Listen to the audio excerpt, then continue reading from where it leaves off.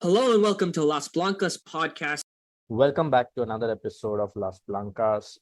We are back this time talking about our first win of the season. We have finally managed to win a game, and it looked like the most unlikely game to get our first win given our recent form. But it's the Champions League, and somehow we have a certain bit of DNA in this competition, even though we haven't won, we haven't gone to the finals yet, but it's just the club name that does something. So we were up against Eintracht in the third round of qualifying for the UEFA Women's Champions League, and it was the first leg away from home, and we managed to win the game 2-1, which was a tightly contested game. I wouldn't say we were by far and away the best team or anything like that.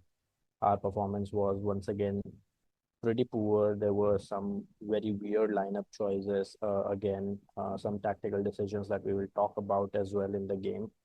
But we take a one goal advantage into the second leg, which will be at home. So let's see. Hopefully, we can get over this our first hurdle, and we will see what happens next. But to do all of that, as always, I've got Kanita with me. Kanita, how you doing? We did win that game, and yeah, it's just so typical, it's so dramatic. So I don't know, it's like close enough. Welcome back, Real Madrid Femenino 2021-22. Honestly, like waiting for the first Champions League match to win a game in the season, but it's good that the Champions League was only like 3 matches in, or we probably would have waited a bit longer to get a first win. So yeah, honestly, like after the final whistle, it didn't even feel like we had won. It was so. I mean, towards the end, especially like when they were trying so hard to equalize, it was just it didn't really feel like a win. But yeah, we're going with the 1 goal advantage.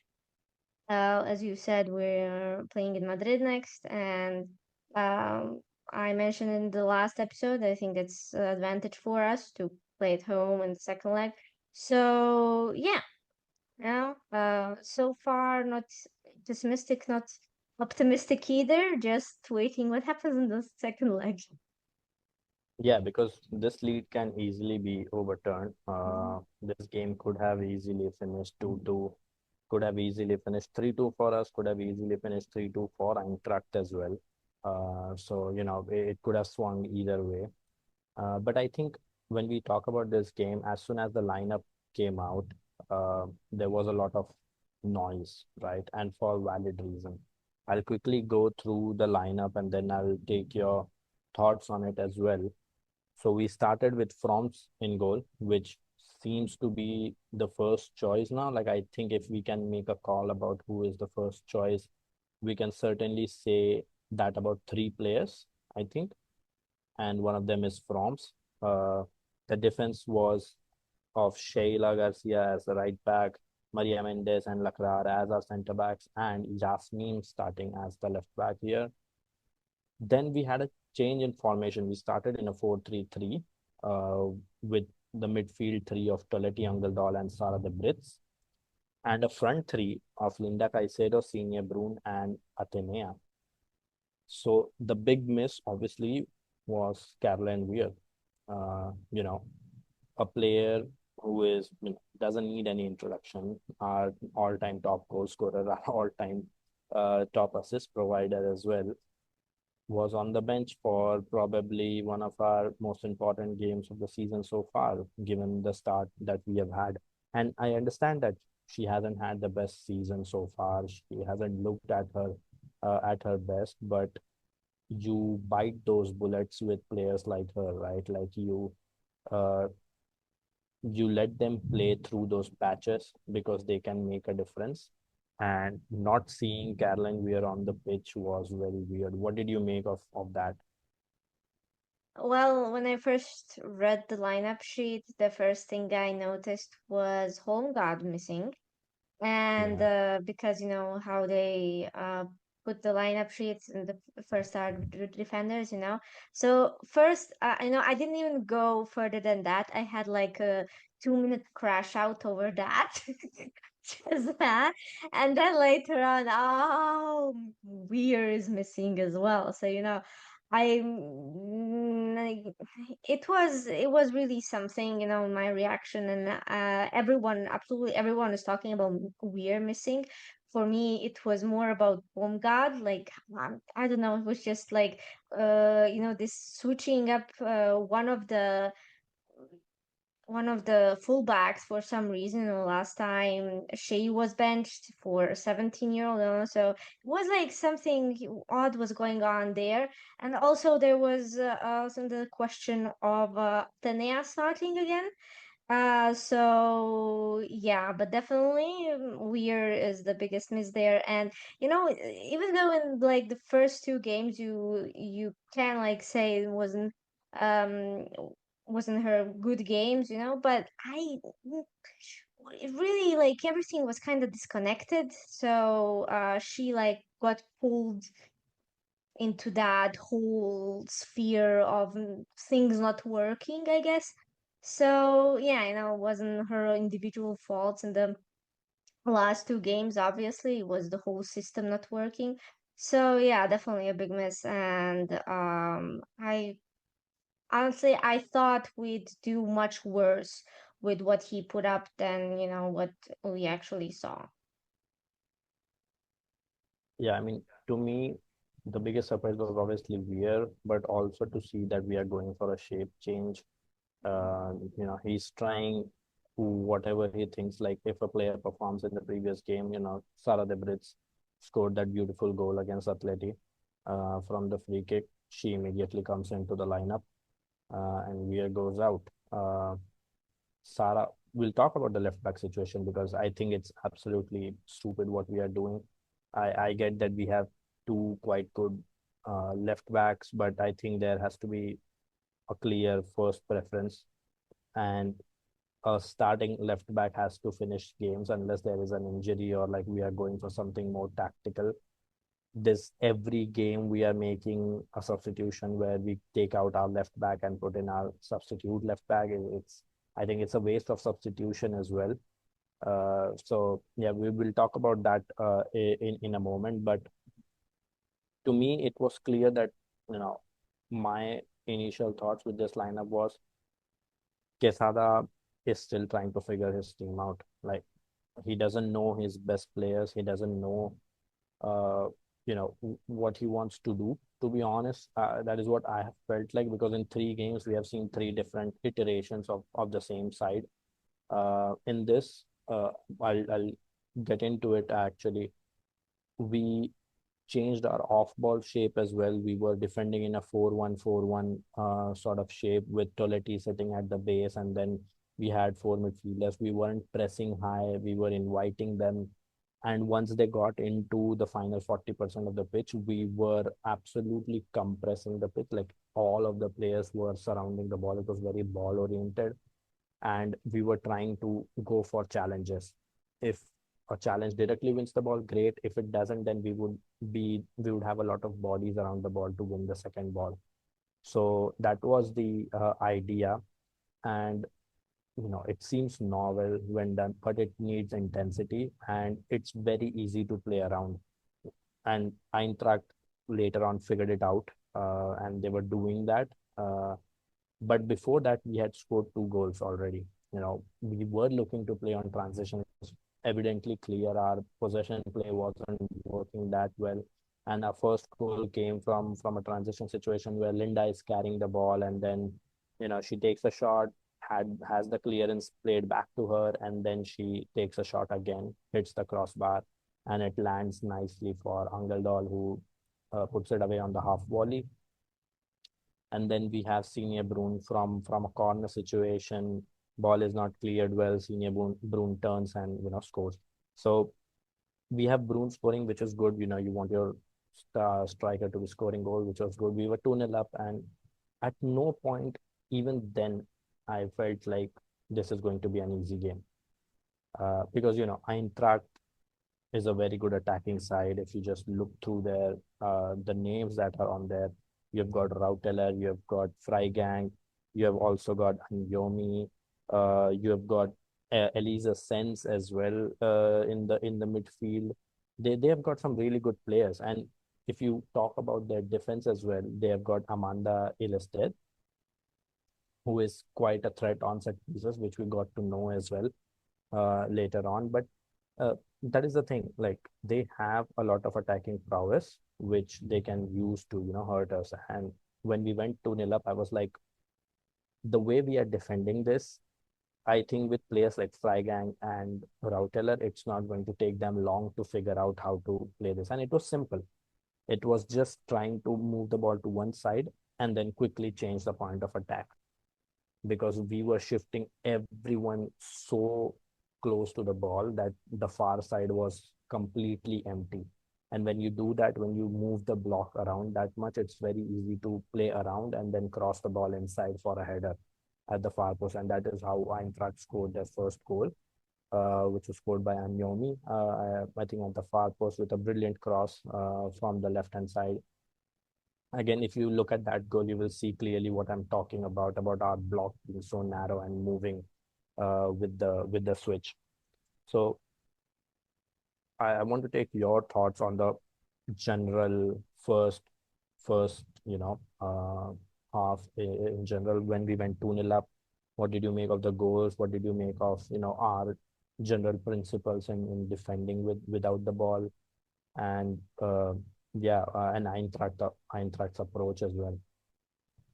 I think it was very interesting that like even after our first goal, Eintracht, just switched and went on to attack for some time. At first it was like trying things like if nothing worked, then let's just shoot. If we find a space, just shoot.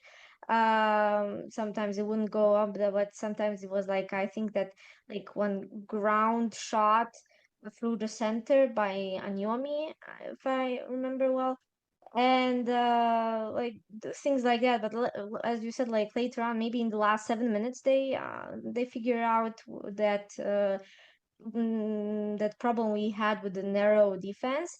And yeah, they capitalized on it. But I think like the first 15 minutes or so, by the way, we scored in the 13th. So yeah, like round up until that goal, it was pretty promising. There were some elements, we started the game on the ball and we held it for like the first 5 minutes. We had the control over the possession, and we were doing pretty smoothly. I saw a lot of combinations, even some triangles forming, even also Brun uh connecting, just like falling back for a bit, and then what she does generally. But something that I didn't see later on, like Rune actively being involved in the gameplay, like after that,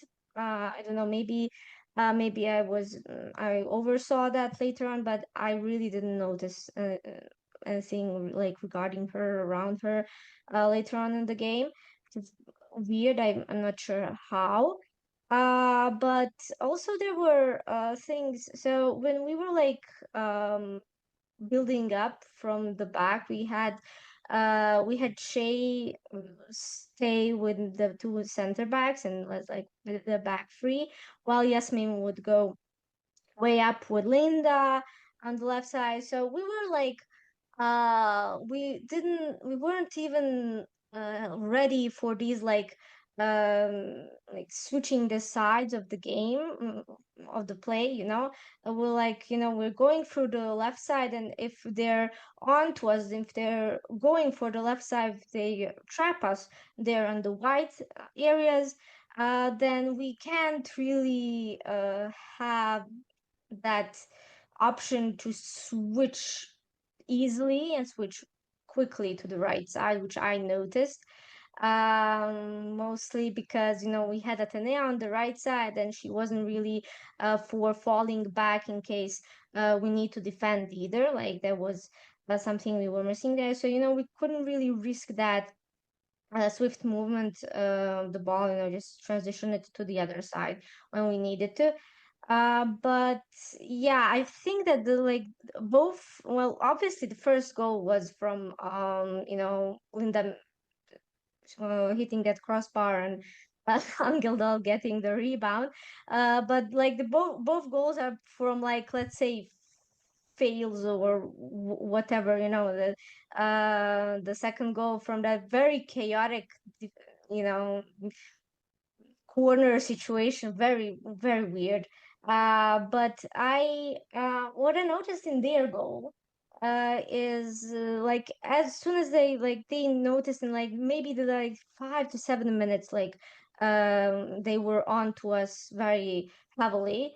But that goal was very interesting because they had, okay, so Anyomi is the one who began that action, because she maybe like pulled back a bit, more towards, like, the um right, um right half space. She was right there, so she helped with her midfield, and then they switched the play to the left side. They had lots of space, like they had all of the space on that pitch on the left side to pass it to Learson. And she made that cross. I mean, there was no one there to stop her because we were so narrowed down, and they switched the play very quickly to the left side. And obviously, that was a perfect cross to Anyomi's head, and so yeah, it was a lot of fun, I guess. And I was, getting it during the halftime. I was like, okay, this might be, the takeover of the control. Like, they might take control completely in the second half. And yeah, I mean, for now, this is all I have on the first half.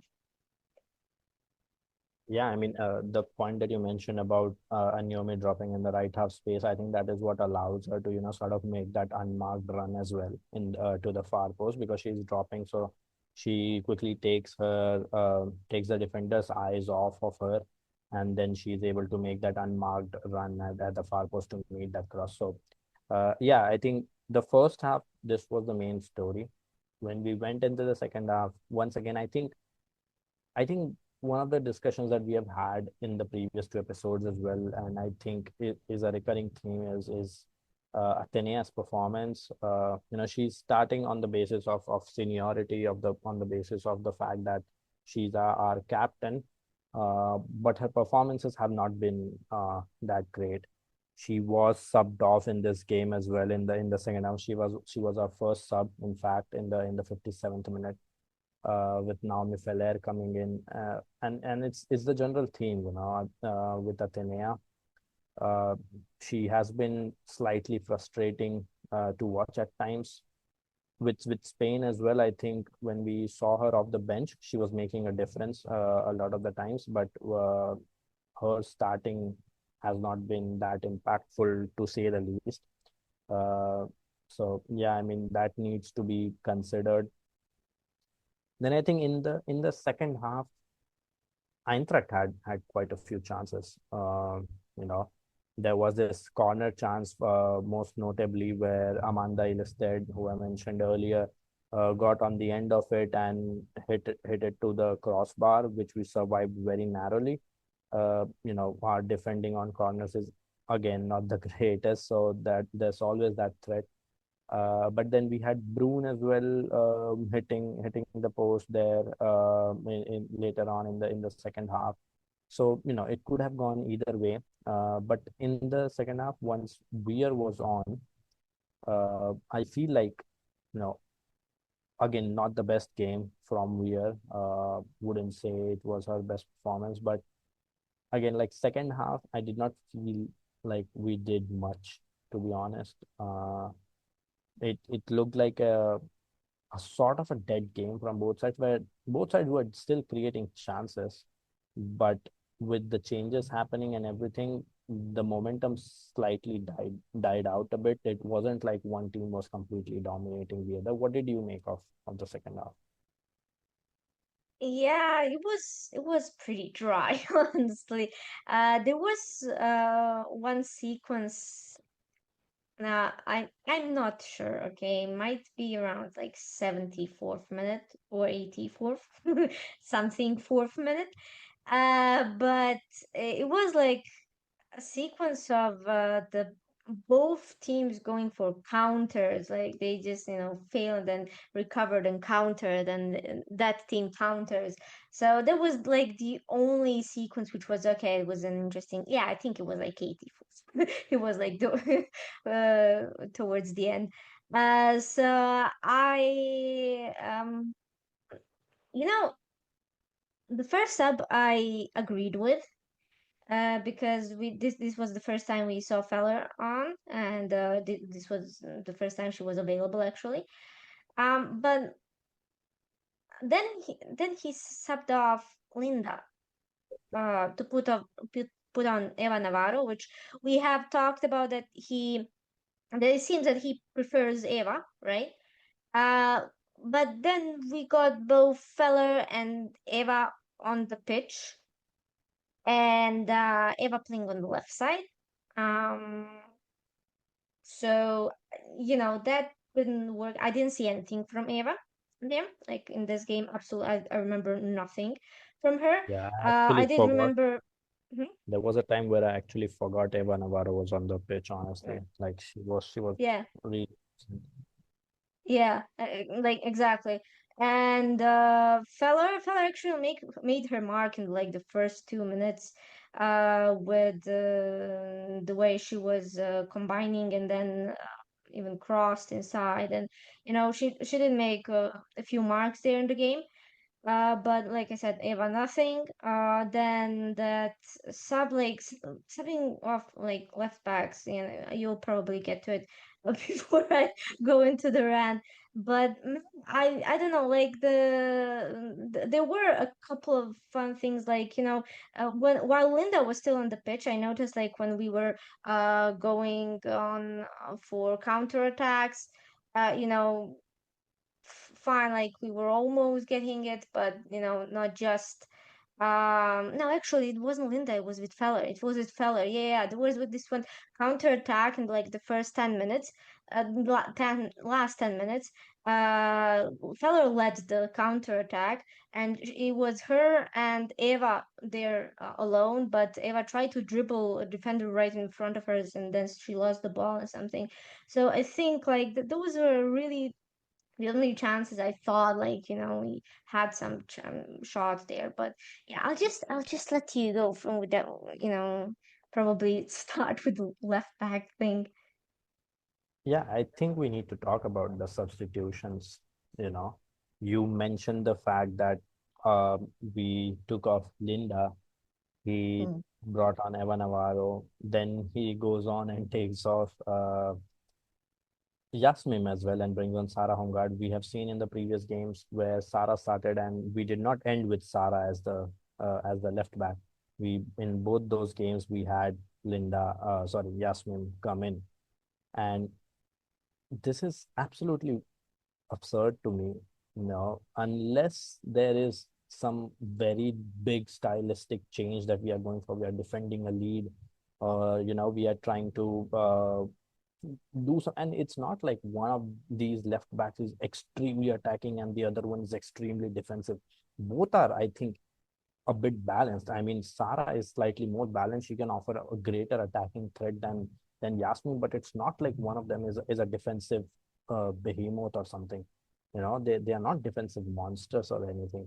So I don't get those substitutions. It's like burning one substitution just because you have to. So I don't get it. I don't get it honestly. And the fact that he subbed off Linda, uh, who was the most threatening player in the attack because we were looking for attacks on transition. I think it is very clear that he doesn't understand his squad right now. He is, you know, just players who performed well in the previous one. They have to start in the next one, and if they don't perform, they have to go out. Uh, which one might say that this is meritocracy. Okay, you perform and you be, but that is not how you build a team. You have an idea, you have some spots open for choice, but you don't simply bench your top goal scorer of all time and top assist provider of all time because she had two bad games. You know, she is a player who can win you games against teams like Barcelona, against teams like Atleti, and she has done that in the past. There is enough evidence of her carrying our asses through these difficult games, and and you need her on the pitch. She is the leader sort of figure on the pitch as well, which is very weird to me. I don't know, what do you make of the substitution situation? The only way I could describe what he's doing with these subs is, just put the players on the pitch, let them vibe, whatever, and try to. I don't know, like you said, he's obviously still learning about the squad. He just puts them for the sake of putting the players on. Like I genuinely have no other explanation. Why would you do this with Eva and Feller on the pitch? What, like, I was so confused with that. And I the left back thing is really something interesting. Why, like, Yasmin was having a good game. Okay, you start her. She got into the groove. She was doing well with, especially with Linda on the pitch, and all that. But like, if your left back is having a good decent game, then leave her on. You had like what, 10 something minutes left, like just leave her on. Well, why was that needed substitution? Sure, like Holmgard, a few minutes in, she sent in a cross for that chance for that Bruin actually hit the post. But like, I'm not sure. Like, even when after Homecare was on, there was absolutely nothing like that Eva did. And I really don't understand. Like, will he keep subbing off the left back for no apparent reason? I have no idea. And like I said in the beginning, the fullbacks thing, just benching Shea for the 17-year-old last time, and now just benching Holmgren after starting the two games. No idea, honestly. He just vibing with this. I have 5 subs. Let's use them for whatever reason. I have no idea, honestly. Yeah, I mean, it doesn't make sense to me. Like, you have Yasmin had a good game. I wouldn't have subbed her on. Like, I would have started Sarah, obviously, but if you have started Yasmin, she has had a decent game. It's not like she has been a liability. And then you bring on Sarah for the last 5 minutes. It's not like, if Yasmin was bad, you would have made that sub earlier, right? You have seen the signs and you would have brought Sarah on earlier because you wanted to. I don't know if it was a time wasted sub, but we have seen this in all 3 games where the player that starts as the left back doesn't finish as the left back, which is very weird to me. I don't know. But we'll see what happens. Um, this was a slightly shorter pod. I think we'll have to wrap it up here due to some reasons. But we covered the game pretty well. And yeah, we will be back with another one as we play Madrid CFF next, another Madrid derby. And it's a game that is always very chaotic. If the game against Atleti is drab, this one is absolute chaos. There are fouls going on. There are attack. It's end-to-end action. So we will be back for that one. We will have a pod for you guys and the regular coverage as well. And we will be facing Eintracht after that in the second leg at home, and hopefully this 1 goal advantage can definitely help us. So let's see. So yeah, any concluding thoughts, Kanita? Nope. Let's just not bottle the lead, please. Let's hope that. And yeah, so until next time, Hala Madrid. Hala Madrid.